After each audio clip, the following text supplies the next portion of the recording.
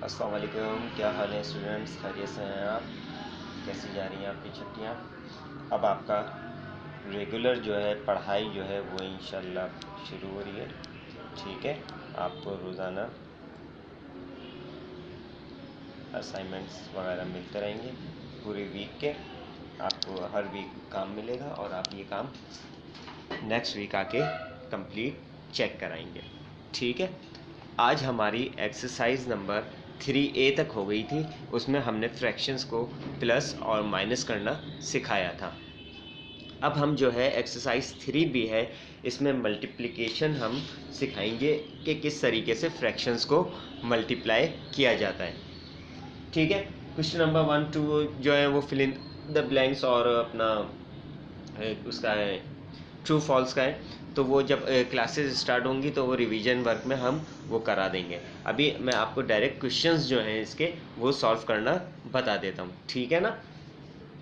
पहला है question number 5 है। इसको आप जब लिखेंगे तो क्वेश्चन नंबर 1 करके लिखिएगा, अपनी कॉपीज़ में क्वेश्चन नंबर 1 करके लिखिएगा। यहाँ पे मैं आपको क्वेश्चन नंबर 5 करा रहा हूँ तो इसलिए मैं समझाने के लिए यहाँ पे क्वेश्चन नंबर 5 ही लिखा है, लेकिन जब आप अपनी कॉपीज़ में लिखेंगे तो क्वेश्चन नंबर 1 होगा। एक्सरसाइज डाल दीजिएगा 3B और आज डेट है 1 दिसंबर 2020। ठीक है, आगे यहाँ तक समझ में। अब हमारी एक्सरसाइज सॉल्व द प्रॉब्लम। पहला है इसमें सवाल 2/3 मल्टीप्लाई बाय 4। 2/3 multiply by 4। याद रखिएगा, किसी भी नंबर का हम काम कर रहे हो फ्रैक्शन, अगर उसमें सिंपल नंबर होता है तो सिंपल नंबर का मतलब होता है इसके नीचे 1 है। किसी भी नंबर में फ्रैक्शन नहीं हो, नंबर सिंगल नंबर लिखा हुआ हो, तो इट मीन्स कि उसके नीचे 1 होता है। हम मल्टीप्लाई में क्या करते हैं, न्यूमरेटर्स को न्यूमरेटर से मल्टीप्लाई करते हैं और डिनोमिनेटर्स को डिनोमिनेटर के साथ मल्टीप्लाई करते हैं। न्यूमरेटर यहाँ क्या है, 4 है। 4 को 2 से मल्टीप्लाई करेंगे, 3 को 1 से मल्टीप्लाई करेंगे। ये बस इतना सिंपल काम है। कैसे हो जाएगा, ये आपने सवाल लिखा इज इक्वल टू 2 4 ज़ा 2 1 ज़ा 2 2 2 ज़ा 4 2 3 ज़ा 6 2 4 ज़ा 8 2 4 ज़ा 8 ओके अपॉन 3 1 ज़ा 3। ये हमारा आंसर हो गया। ये हमारा क्या हो गया, आंसर हो गया। सिंपल सा है। इसका बी पार्ट है 7 मल्टीप्लाई बाय 2/5। 7 multiply by 2/5। तो 7 के नीचे कुछ नहीं है, इट मीन्स 7 के नीचे 1 है। ओके, 7 का टेबल पढ़े 2 तक। 7 1 ज़ा 7 7 2 ज़ा 14 7 2 ज़ा 14 एंड देन 5 का टेबल 1 तक पढ़े 5 1 ज़ा 5। ये हमारा आंसर हो गया। है ना सिंपल, इसमें कोई मुश्किल तो नहीं है।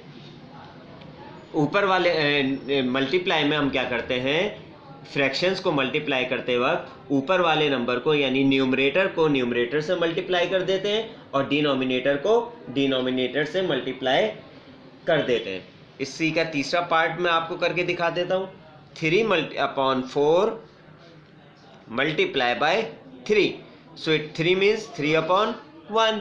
ओके, सो 3 3 ज़ा 3 1 ज़ा 3 3 2 ज़ा 6 3 3 ज़ा 9 3 3 ज़ा 9 एंड देन अपॉन 4 1 ज़ा 4।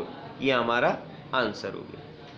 इसी तरीके से इसको पूरा सॉल्व करना है। क्वेश्चन नंबर 5 को इसी तरीके से सॉल्व करेंगे।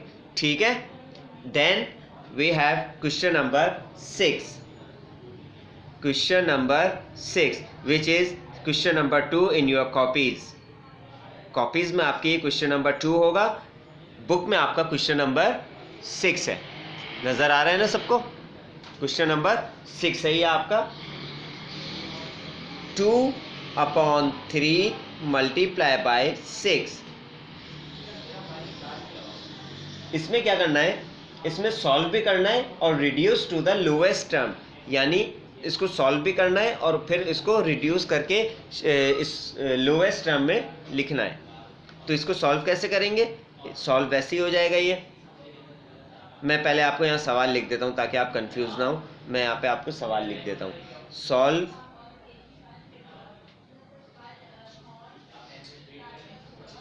the following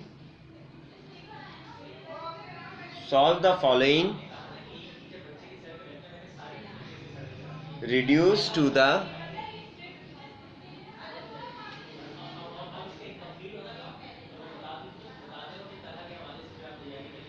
lowest term. Reduce करना है इसको लोवेस्ट टर्म में। पहला सवाल है आपका, इसका ए है 2/3 मल्टीप्लाई बाय 6, 2/3 मल्टीप्लाई बाय 6। तो इसको जैसे हमने क्वेश्चन नंबर 5 में किया था, पहले इसको हम सॉल्व कर लेंगे। 6 2 ज़ा 12, 6 1 ज़ा 6, 6 2 ज़ा 12, ओके, अपॉन 3, 12/3, ये हमारा आंसर आया। लेकिन अब इसको क्या करना है, रिड्यूस करना है लोएस्ट टर्म में, यानी इसको मज़ीद अगर ये सॉल्व हो सकता है तो इसको मज़ीद सॉल्व कर देंगे। तो हमेशा याद रखिएगा फ्रैक्शंस में क्या होता है, फ्रैक्शन में न्यूमरेटर जो है हमेशा डिनोमिनेटर से डिवाइड हो रहा होता है। न्यूमरेटर यानी ये ऊपर वाला नंबर हमेशा डिनोमिनेटर यानी इस नीचे वाले नंबर से डिवाइड हो रहा होता है। तो हम इसको डिवाइड कर देंगे।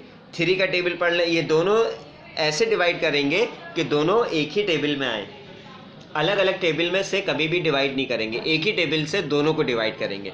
तो अब देखें 3 1 ज़ा 3, 3 1 ज़ा 3, 3 1 ज़ा 3, 3 2 ज़ा 6, 3 3 ज़ा 9, 3 4 ज़ा 12। कहाँ तक हमने टेबल पढ़ा, 4 तक। इसको कट करें और यहाँ पे लिखते हैं 4, 3 4 ज़ा 12, ठीक है।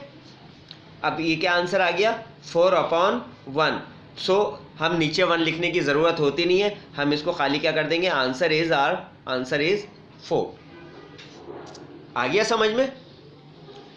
पहले मल्टीप्लाई कर लेंगे, न्यूमरेटर को न्यूमरेटर से मल्टीप्लाई कर लिया और डिनोमिनेटर को डिनोमिनेटर से मल्टीप्लाई कर लिया।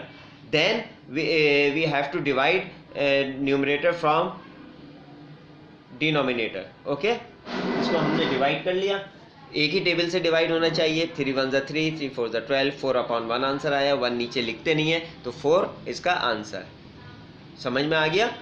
अच्छा, ये हमारा जो है ये लेक्चर नंबर 1 चल रहा है। एक्सरसाइज 3B का यहाँ पे मैं लिख देता हूँ आपको, lecture number 1, okay. It is our lecture number 1। ये मैं एक एक दो सवाल कर रहा हूँ, कंप्लीट आपको अपनी कॉपीज़ पे खुद करना है, ठीक है ना। आपको समझ में नहीं आए, आप इस वीडियो का लिंक आपके पास होगा, आप उसको 1 दफ़ा देखें, 2 दफ़ा देखें, जितनी बार देखना है देख लें, आपकी समझ में आ जाएगा। सिंपल सी एक्सरसाइज है। फिर भी अगर आपको समझ में नहीं आता तो आपके पास व्हाट्सएप है स्कूल का, आप उस पर मैसेज करें, आप उसमें सवालात अपने जो भी आपको पूछने पूछें और आपको उसका सेटिस्फैक्ट्री आंसर इंशाल्लाह मिल जाएगा, ठीक है। इसी का मैं ये दूसरा कर देता हूँ, 3/4 मल्टीप्लाई बाय 8, 3/4 मल्टीप्लाई बाय 8। तो 3 1 ज़ा 3, 3 2 ज़ा 6, 3 3 ज़ा 9, 3 4 ज़ा 12, 3 5 ज़ा 15, 3 6 ज़ा 18, 3 7 ज़ा 21, 3 8 ज़ा 24, 3 8 ज़ा 24। नीचे कुछ नहीं था, 1 था, तो 4 1 ज़ा 4 रहेगा, ठीक है। अब देखें 4 की टेबल में 24 आता है। 4 1 ज़ा 4, 4 1 ज़ा 4, 4 2 ज़ा 8, 4 3 ज़ा 12, 4 4 ज़ा 16, 4 5 ज़ा 20, 4 6 ज़ा 24, 4 7 ज़ा 4 6 ज़ा 24। आगे यहाँ पे कहाँ तक हमने टेबल पढ़ा, 6 तक। 6 तक टेबल पढ़ा, 6 ऊपर लिख लिया। अब 6/1 है तो नीचे 1 लिखने की ज़रूरत नहीं होती, नीचे 1 लिखने की ज़रूरत नहीं होती। तो इसका आंसर क्या हो गया, 6। 6 इज़ द आंसर, ओके। इसका तीसरा भी करा देता हूं मैं आपको, 10/2 मल्टीप्लाई बाय 2, 10/2 मल्टीप्लाई बाय 2। तो 10 को 2 से मल्टीप्लाई कर लें, 10 2 ज़ा 20/2। ये भी अब डिवाइड हो रहे हैं, 2 1 ज़ा 2, 2 1 ज़ा 2, 0 बचा, 0 यहाँ लिख लिया। तो इसका आंसर क्या हो गया, 10/1 मीन्स ओनली 10, ठीक है। ये हमारे 2 सवाल इसके हो गए। अब इसमें question number 5 which is question number 1 in your copies, and then question number 6 which is question number 2 in your copies, and then question number 12। बाकी डायग्राम्स वगैरह बनाना का है, ये जब हमारे इंशाल्लाह स्कूल रीओपन होंगे तो ये रिवीजन वर्क में आपको डायग्राम्स वगैरह के थ्रू भी समझा दिया जाएगा, ठीक है ना। आप ये परेशान नहीं हो कि ये वाले सवाल रह गए या ये वाले सवाल रह गए, जो रह जाएगा, जो काम रह जाएगा वो हम इंशाल्लाह आपको स्कूल जब रीओपन होंगे तो रिवीजन वर्क में ये सारा काम आपको करा दिया जाएगा, तो आपका रिवीजन भी हो जाएगा और आपका काम भी हो जाएगा। अच्छा, now question number 12। Question number 12. Your book page number is 49. Book page number 49. Question number 12, which is question number 3 in your copies. आप अपनी कॉपीज में इसको लिखेंगे क्वेश्चन नंबर 3। नजर आ रहा है ना सबको? अब ये कैसे होगा? ये भी सिंपल है, जैसे ये दोनों सवाल हुए वैसे ही sorry, find the product means multiply करके जो आंसर आए वो चाहिए हमें, ठीक है। इसका पहला है 1/9 मल्टीप्लाई बाय 2/3। ये भी वैसे ही हो जाएगा सिंपल। क्या करते हैं? Numerator multiply by numerator, numerator को न्यूमरेटर से मल्टीप्लाई करते हैं और डिनोमिनेटर को डिनोमिनेटर से मल्टीप्लाई करते हैं। तो 1 को 2 से करें, 1 2 ज़ा 2, 9 का टेबल 3 तक पढ़ लें, 9 1 ज़ा 9, 9 2 ज़ा 18, 9 3 ज़ा 27। यह हमारा आंसर हो गया। बहुत इजी एक्सरसाइज है, ठीक है ना। इसी तरीके से इसका डी है, मैं डी कर रहा हूं, आप लोग लाइन से कर लीजिएगा, ठीक है ना। डी इसलिए कर रहा हूं ताकि आप लोगों को समझा दूं, ये थोड़ा डिफरेंट है तो इसको अलग से कर लेंगे, ठीक है। 3 का टेबल कहाँ तक पढ़ेंगे? 5 तक। Very good. 3 का टेबल हम लोग पढ़ेंगे 5 तक। 3 1 ज़ा 3, 3 2 ज़ा 6, 3 3 ज़ा 9, 3 4 ज़ा 12, 3 5 ज़ा 15, 3 5 ज़ा 15। अब 4 का टेबल 12 तक पढ़ लें। अब आपको 12 का अगर टेबल नहीं आता तो रफ वर्क में आप इस तरह करें, यहाँ पे आ जाए, रफ वर्क बनाएं, 4 मल्टीप्लाई बाय 12 इस तरह मल्टीप्लाई कर लें। 4 2 ज़ा 8, 4 1 ज़ा 4, क्या आंसर आया? 48। 48 यहाँ लिख लें,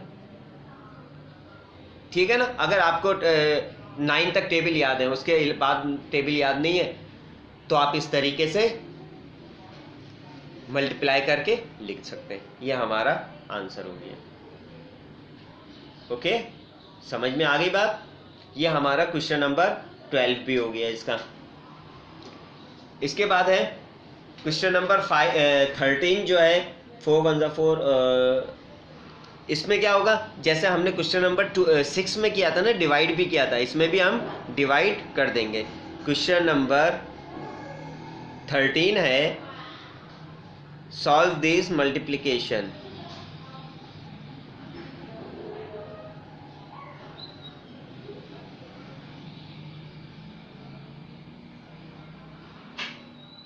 ठीक है, इसमें पहला क्या है? 1/12 मल्टीप्लाई बाय 4/7। 4/7 इसको मल्टीप्लाई कर लें, जैसे सिंपल हम लोग शुरू ऊपर किए हैं वैसे इसको भी मल्टीप्लाई कर लें। 4 1 ज़ा 4, 12 और 7 को मल्टीप्लाई करें, 12 मल्टीप्लाई बाय 7। ये मैं रफ वर्क में आपको यहाँ साइड में करके दिखा रहा हूँ, ठीक है ना। 12 मल्टीप्लाई बाय 7, 7 2 ज़ा 14, 1 कैरी, 7 1 ज़ा 7 एंड 1 8, 84। नीचे क्या आ गया? 84। समझ में आ रही है ना बच्चों? ये आ गया 84। अब ये देखें, ये दोनों डिवाइड हो रहे हैं, दोनों आपस में डिवाइड हो सकते हैं, ठीक है ना। दोनों 4 के टेबल में आते हैं। 4 1 ज़ा 4, 4 2 ज़ा 8 एंड 4 1 ज़ा 4। ये तो 4 1 ज़ा 4 कट गया, डिवाइड हो गया। इसको करेंगे, पहले 8 को करेंगे, 4 2 ज़ा 8, 2 तक टेबल पड़ा, ये लिख लिया हमने। फिर 4 आ गया बचा, तो 4 1 ज़ा 4। इसको मैं यहाँ पे साइड में आपको डिवाइड करके भी दिखा देता हूँ।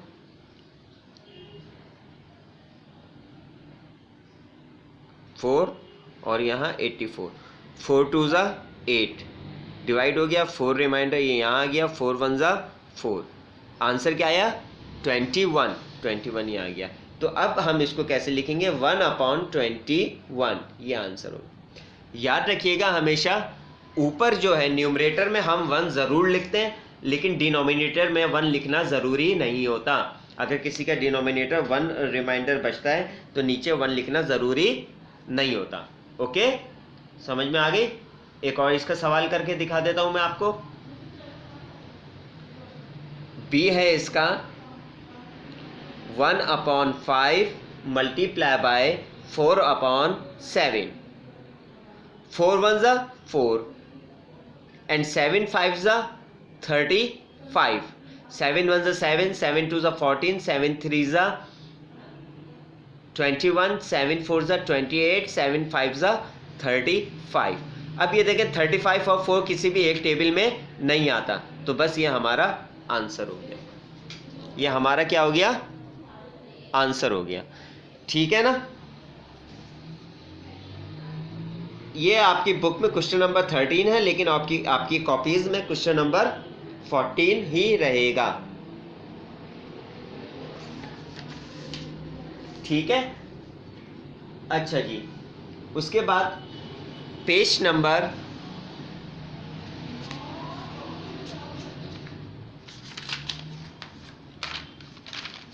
50, पेज नंबर 50 पे आपका क्वेश्चन नंबर 19 है।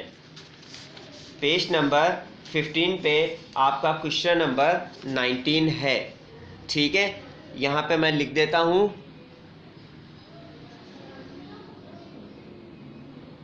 Page number 50 question number 19 which is question number 4 in your copy. आपकी कॉपीज पे क्वेश्चन नंबर 5 हो गई है, आपकी कॉपीज पे क्वेश्चन नंबर 5 होगा। ठीक है,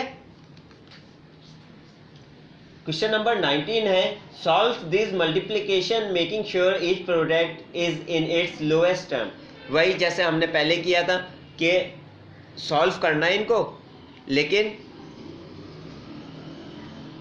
क्या है लोएस्ट टर्म में करके लिखना है, मल्टीप्लिकेशन। ओके, पहला है 2 होल 2/5 मल्टीप्लाई बाय 3। अब यहाँ क्या है मिक्स फ्रैक्शन आ गई है, सिर्फ फर्क क्या पड़ा है यहाँ पे, मिक्स फ्रैक्शन आ गई है।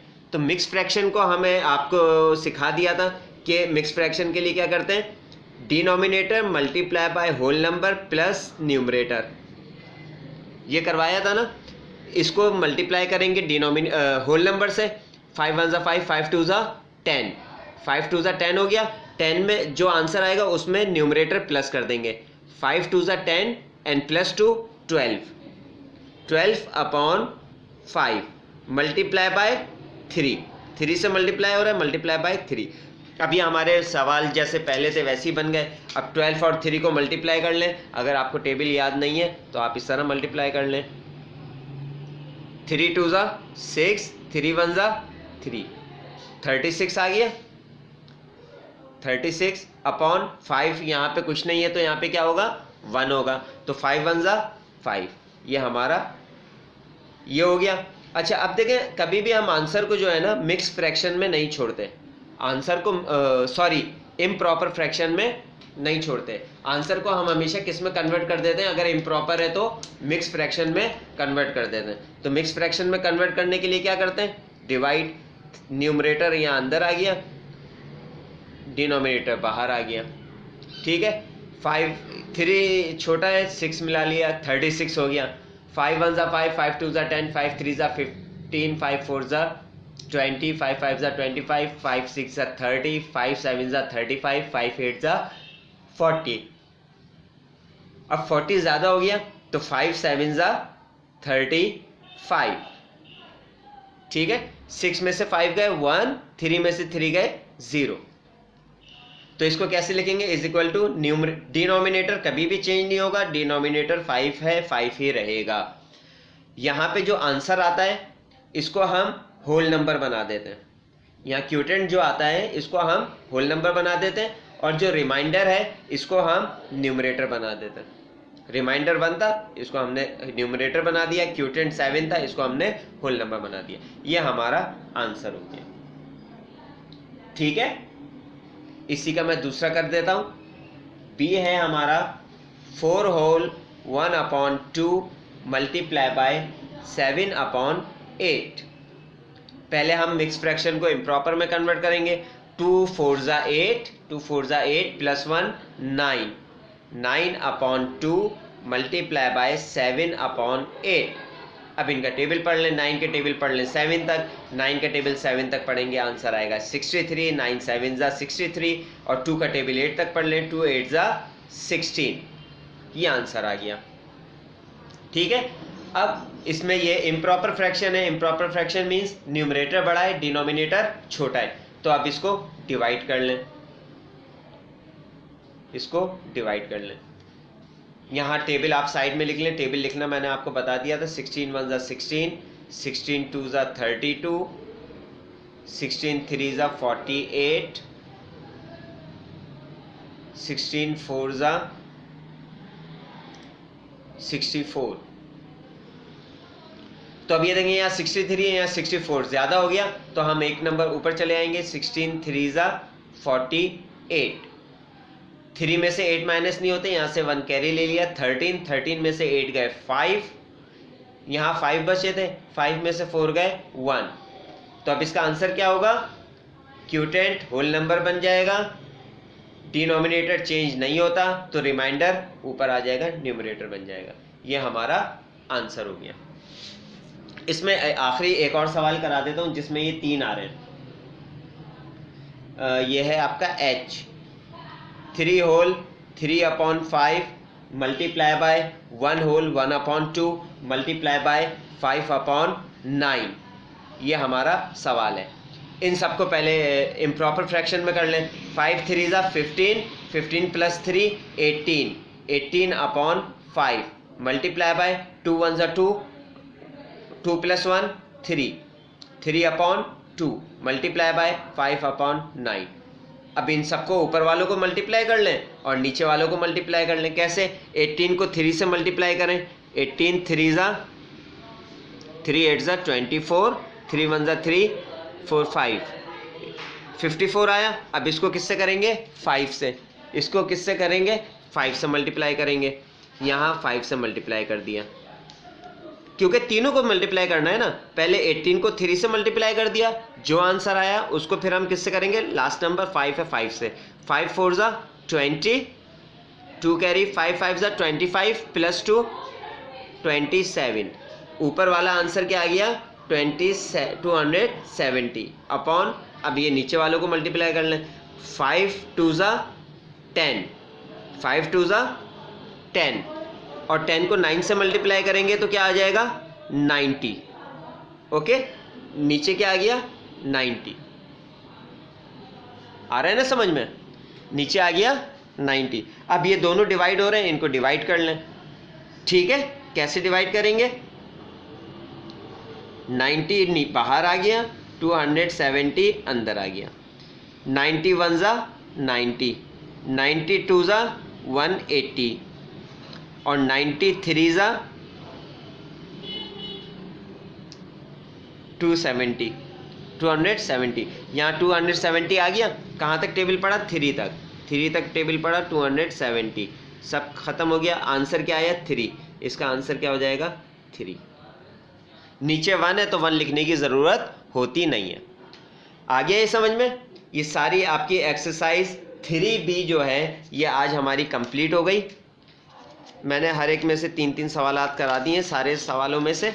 अब आप जो है ये काम कंप्लीट करके, आज फर्स्ट है, अब आप आज ट्यूसडे है, अब आप मुझे नेक्स्ट ट्यूसडे को ये काम आप कंप्लीट आपका मैं चेक करूँगा इंशाल्लाह ताला। ठीक है, जो चीज़ समझ में नहीं आए पूछ लीजिएगा। इसकी वर्ड प्रॉब्लम्स हैं, वर्ड प्रॉब्लम इंशाल्लाह जब स्कूल रीओपन होंगे तो वर्ड प्रॉब्लम मैं आपको यहाँ पे कराऊंगा क्लास में, ताकि आपका काम भी रिवाइज हो जाएगा और आपका काम कंप्लीट भी हो जाएगा, समझ में भी आ जाएगा। ठीक है, तो आपकी वर्ड प्रॉब्लम्स रह गई हैं, बाकी सारा काम कंप्लीट हो गया। ओके, तो अब ये सारा ये आप अपनी डायरीज़ में नोट कर लें कि डायरी है आपकी maths do question number 6, 7, 12, 13 and 19 from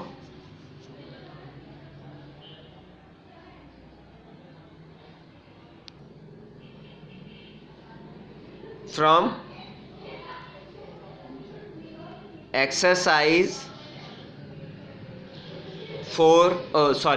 3B। ये आपकी डायरी है, ठीक है। फिर इंशाल्लाह आपसे नेक्स्ट लेक्चर में मुलाकात होगी। आप नेक्स्ट मंडे को आके मुझे अपने काम कंप्लीट चेक कराइएगा।